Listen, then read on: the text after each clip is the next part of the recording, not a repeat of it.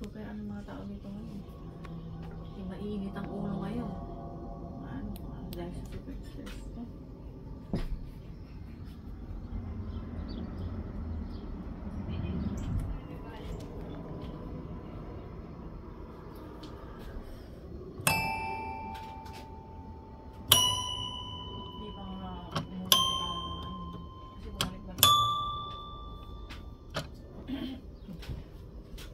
Pero yun nga ang balak, nabibenta daw ata ito tapos hindi na daw ata sila titira sa ano nila.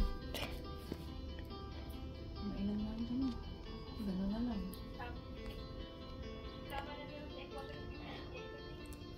Naku. Alam mo ba, pag ako talagang nagaga.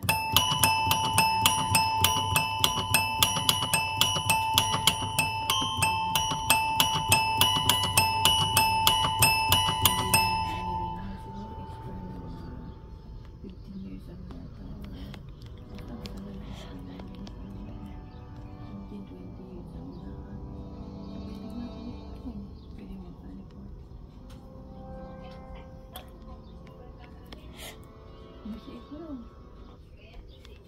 Ikaw daw yan. Ang nagpidosyon dyan, kailang nakarating dito yan.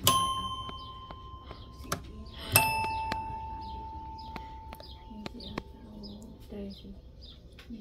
Lumaki sila ni Chilo, magkabata sila, lumaki silang dalawang magkasama dito sa dito sa kahit naka-apat na bahay na sila pag pupunta dito. Nakalipat na sila ng apat na bahay. Kaya para sa super close sila, pero ngayon lang nag-awag sila kaya parang close talaga sila kasi lumaki sila ng magkasama. Pero ngayon lang nag-away na. Dahil dito sa may babae na, ito Eka, tinutulungan ka ng Eka namin, tapos tutulungan mo pa Eka ibang tao, sarili mo Eka, hindi matulungan. Kung makapalan Eka ng homeless, Eka gusto mo Eka, tapos Eka homeless, wala ka Eka dito. Eka magdadal ka pa Eka dito. Kakanin, ito naman. Eka ng diyan niya.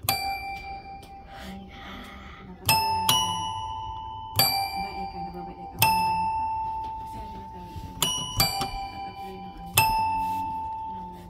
rent ko sa gobyerno. Ngayon binabayaran ng gobyerno. Nakarenta niya kaya siguro ayaw rin paano siguro.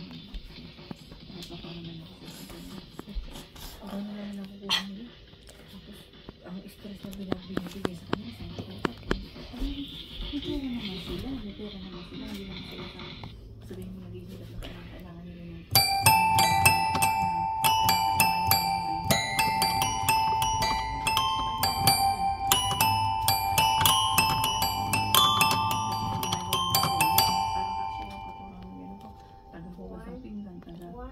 taga-luto, taga-kansang makuran, ganyan.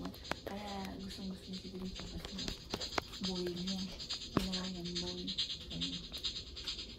Kaya ko na niya ako mga asabis ko. Parang ko nagawain din eh. Tapos tagang-tagod pa sila doon. Ako hindi na bali. Sana nalaksan yung pamilya na asas. Parang kaya gustong-gusto niya parang anak niya turing niya. Parang anak niya kasi nga ginagawa nga lahat ng gusto niya. Kung ano yung palinis niya, kung ano yung sabihin niya ginagawa. Kaya so parang naano ko nga parang gusto pa nila din siguro sa respeto niya. Sinabi ko nga kada kakakain yung namin nagluluto eh. Hindi ka kakain niya. Kahit nga minsan binibigyan ko na ng pagkain bibigay pa ba ako hahati pa ako masyado ako mag-isip na sinasabi ko lang ako yung mga nakikita ko hindi naman ako mag-iisip ng ganito kung hindi ko pa ako nakikita kung ano nangyayari ako talino ako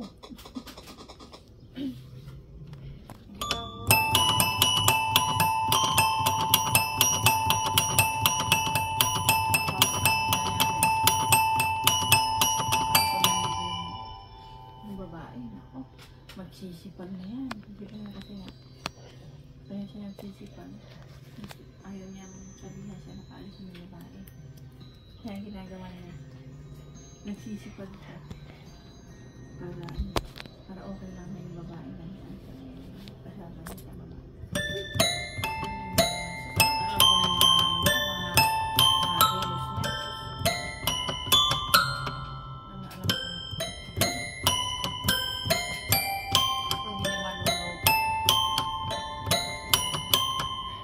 Kita mo nga, wala nung ginawa ko ng trabaho mo. Ito mo, madami naman ka ma-hospital ng mga bata. Hindi pa na-hospital, wala nung akailan nito sa trabaho. Magkalagnat mo na sipon. Mga isang araw, walang araw, magaling na. Hindi na kaya kailan ng hospital. Tumagal na hindi na aalagaan niya. Laging may mga sakit na hospital.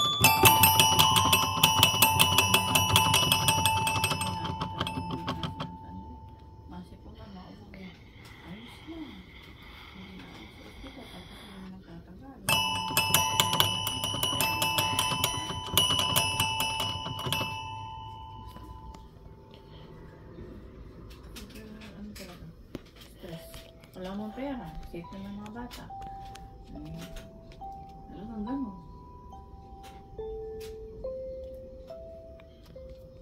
Kaya kung may mga alaga, talaga na mag-apply nga ako kay Leia sa ano.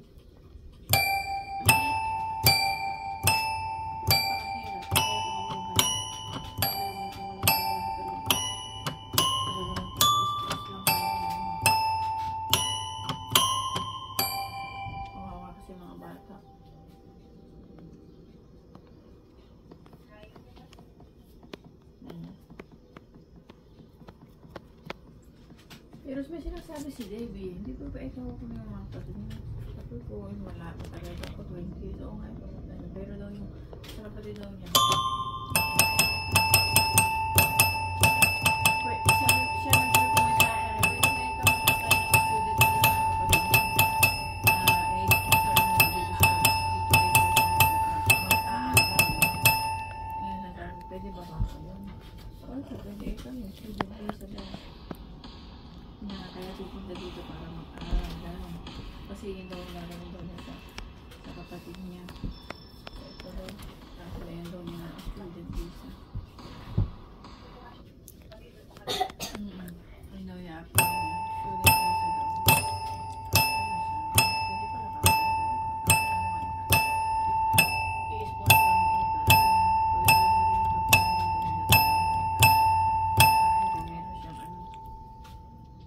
Pambayad sa college na yung obligado kang mag-aaral, hindi ko pwede na pupunta ka lang dito tapos student visa mo tapos hindi ka mag-aaral, obligado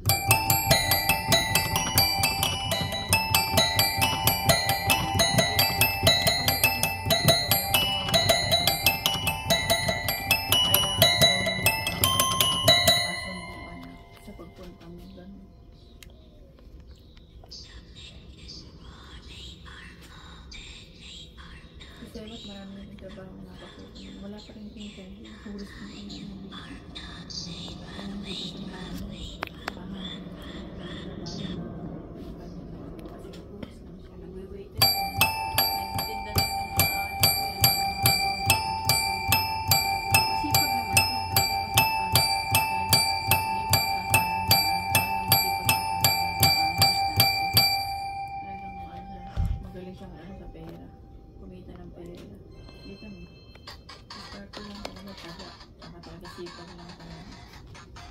kasi illegal pa siya dito sa trabaho. Pero siyempre yung mga side-side, yung mga job on the side na ginagawa naman. Tourist na kasi visa dito.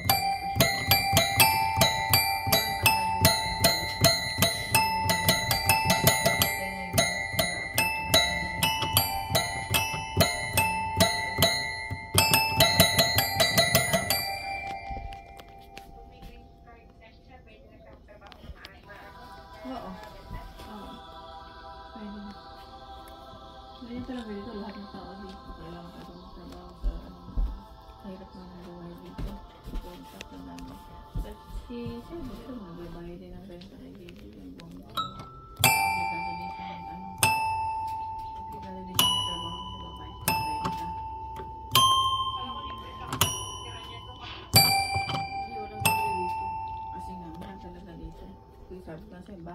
binabayaran monthly. May tubig pa, may kuryente pa, may mga tax. Tapos yung mga kotse dito, hindi mo po pwede hidran yung walang car insurance monthly.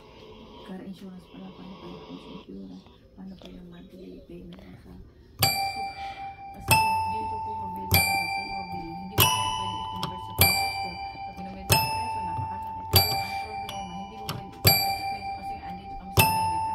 Alam naman kami sa Pinas para i-convert mo sa peso yung dollars. Diba? Wala naman kami dyan para dyan namin magasta ng ganung value. Andito kami. Kaya yung problema, super daming rin dito. Kaya naku po, kahit marino ka man, mahirap ka pa rin. Dahil naman, kaya